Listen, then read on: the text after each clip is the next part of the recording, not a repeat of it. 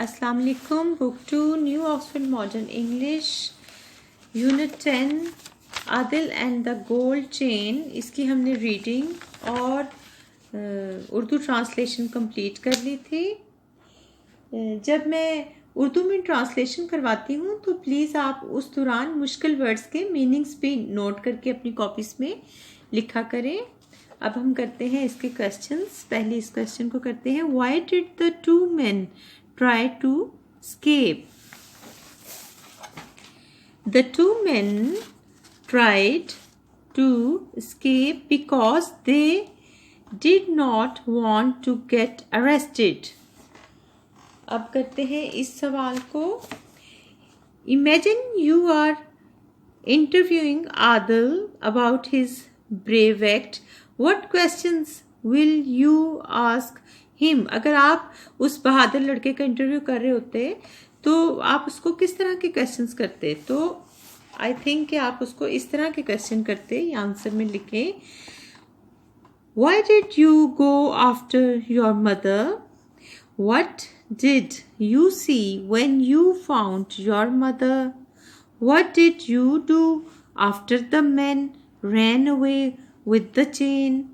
How did the police help you? How do you feel about what you did? अब आते हैं इन questions पर। Why did Adil stay at home? ये मैंने सारे आपके लिए कॉपी पे लिखे हैं, वहां से करवाती हूँ। Why did Adil stay at home? Adil stayed at home because he was cleaning his bicycle. Why did Adil go after his mother? Adil went after his mother to give her back to her. Who stole the gold chain?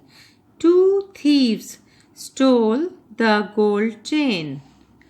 Where did the men hide the chain? They hid it under a clock. Who went to the house with Adil? A police inspector and a constable went with Adil to the house. How were the men caught? When the chain was found, they tried to run but were caught by the policemen. Question number 2 है complete the following sentences. ये sentences story में से लिए गए हैं, आपने इन्हें complete करना है। His mother was going to the market. Adil की मदर ने आदिल से कहा था I am going to the market, तो आपने यहाँ लिखना है to the market. The two men stole the gold chain. दो आदमियों ने सोने की चेन चुराई थी। ये भी लिख सकते हैं आप और ये भी लिख सकते हैं। The two man tried to escape. इन दोनों में से कोई एक लिख लें। ट्राइड टू एस्केप यानी उन्होंने फरार होने की कोशिश की थी। आई विल कैच देम। आदिल ने कहा था आई विल कैच देम। आप इस तरह भी लिख सकते हैं I will catch the thieves. Exercise B, read the following and then answer the questions. इस पैसेज को आपने गौर से पढ़ना है और फिर इसके आंसर्स देने हैं इन क्वेश्चंस के। One day Seema took Sadia's pencil, Sadia took Rehan's pen and Sana took Seema's lunch box. Then Mohsin ate Salima's cake and Manzar ate Seema's sandwich. तो यहाँ पर apostrophe s का यूज किया गया है। सादिया's पेंसिल, सादिया की पेंसिल, रिहान का पेन, इसी तरह ये सीमा का लंच बॉक्स। तो अब हम इनके आंसर्स करते हैं। Whose lunch box did Sana take? Sana took Seema's lunch box. Whose pencil did Seema take? Seema took Sadia's pencil. Whose sandwich did Manzar eat? Manzar ate Seema's sandwich. Whose cake did Mohsin eat? Mohsin ate Salima's cake. Whose pen did Sadia take? Sadia took Rihan's pen. आप names की जगह pronoun भी use कर सकते हैं, जैसे सादिया टुक रिहान्स pen, तो आप लिख सकते हैं शी टुक रिहान्स पेन, या फिर मंजर की जगह he ate Seema sandwich. Next page पर आते हैं। Exercise C, change the underline words. ये भी अपॉस्ट्रफी का यूज़ है। यहाँ पर अपॉस्ट्रफी एस लगा के आपने इनको कंप्लीट करना है। अपॉस्ट्रफी जैसे का, के, की का इस्तेमाल करते हैं उर्दू में, ये चीज़ का ताल्लुक ज़ाहिर करते हैं। ये एग्जाम्पल है, the bike of Adil, Adil's bike. The mum of Adil, Adil's mum. The wheel of the bike, bike's wheel. The gold chain of his mother, his mother's gold chain. The house of the robber, robber's house. ये punctuation है। Put full stops and capital letters in the following sentences. ये पूरा paragraph है, इसमें आपने punctuation का इस्तेमाल करना है, यानी फुल स्टॉप्स कहाँ लगाने हैं, कैपिटल लेटर्स कहाँ लगाने हैं। और ये पूरा जो पैराग्राफ है ये इस पेज पे है, पेज 84 पर। वाई देयर्स मम्स बैग से लेकर यहाँ तक है, अलोंग द रोड तक। आप यहाँ से इसको अच्छी तरह पढ़ें, समझें और फिर इसी तरह पंक्चुएशन का इस्तेमाल करें। और इसमें ये भी आपने ख्याल रखना है कि कहाँ पे कैपिटल लेटर्स लगाने हैं जो प्रॉपर नाउन होते हैं, जहाँ सेंटेंस स्टार्ट होता है। इन सब चीज़ों का ध्यान रखना है। अब हम करते हैं इसको nouns, verbs and adjectives.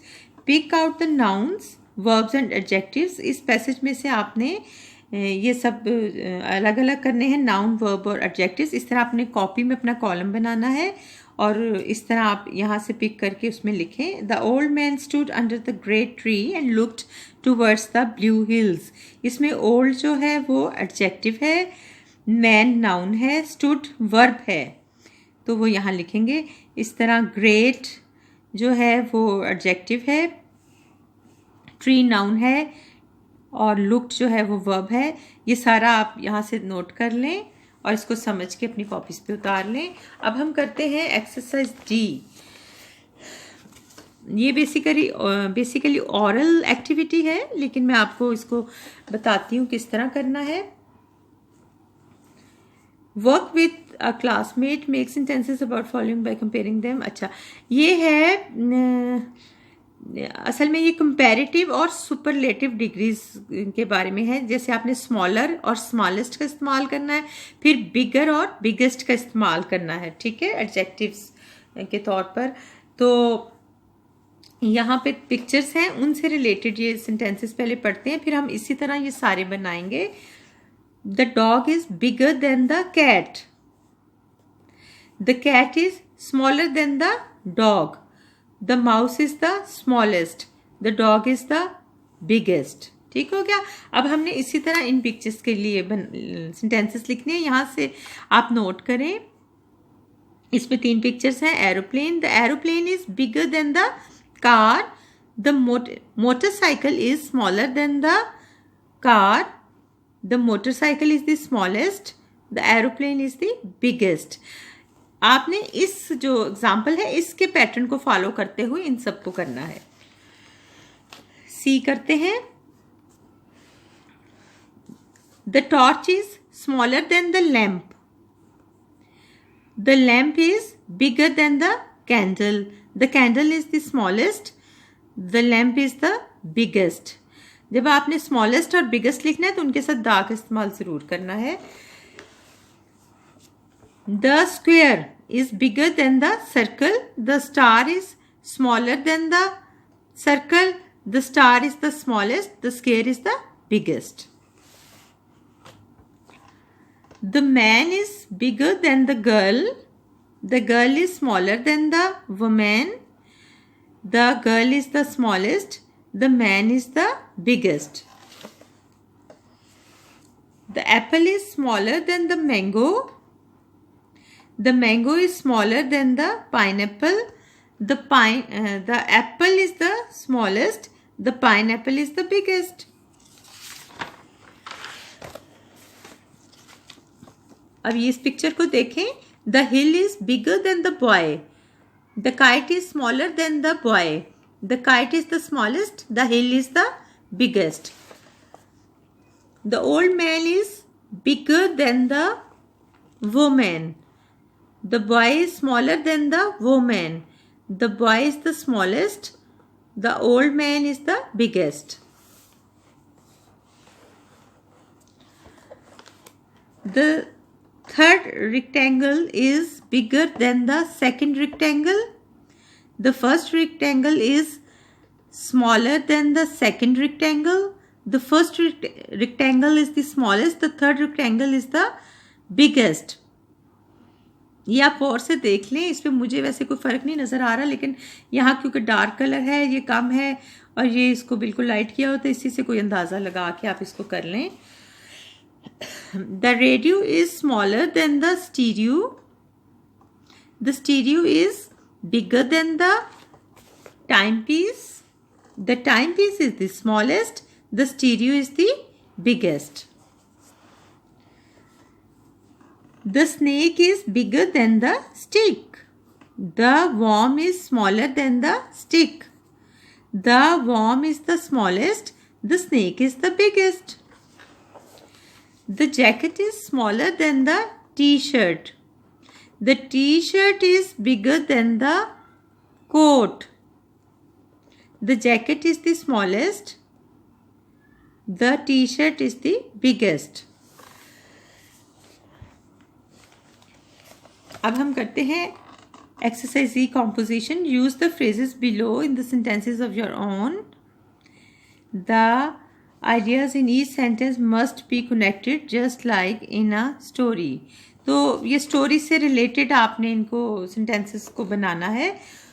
On the cycle, ये मैंने आपके लिए यहाँ बनाए हैं, आप यहाँ से नोट करें. On the cycle, Adil was going on the cycle. Along the pavement, Adil saw his mother along the pavement. As fast as possible, he pedaled as fast as possible. Against the wall, Adil put his cycle against the wall. Outside a house, Adil and constable waited outside the house. Into the station, the thieves were taken into the police station. तो इस तरह आपकी ये unit आपका 10 complete हो गया. Next units की videos देखने के लिए आपने मेरा चैनल ज़रूर सब्सक्राइब कर लेना है. Thank you. अल्लाह हाफिज़.